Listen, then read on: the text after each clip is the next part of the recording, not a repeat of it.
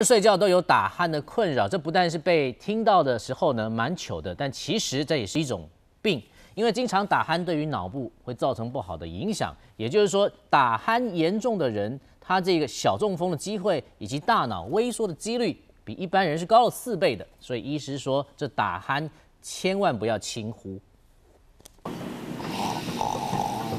我说，这位帅哥，你打呼的声音会不会太大声啦？不但被人听到有点丢脸，而且严重打呼不是代表你睡得香甜，反而会降低睡眠品质，甚至引发心血管疾病。第一个就是说会有缺氧的情形，那第二个就是说我们这个所谓交感神经就会太过兴奋，容易产生一些所谓心血管的疾病。严重打呼不但罹患脑中风和大脑萎缩的几率是一般人的4倍，更会有失智症的风险。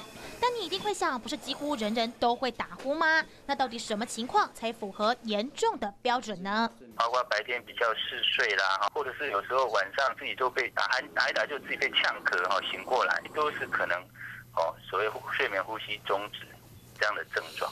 有上述情形，就要赶快就医寻求协助，甚至可能需要动刀清除鼻息肉，或者是阻隔呼吸的软硬骨，才不会让打鼾成为你的致命危机。记者蔡少华、戴荣贤台北报道。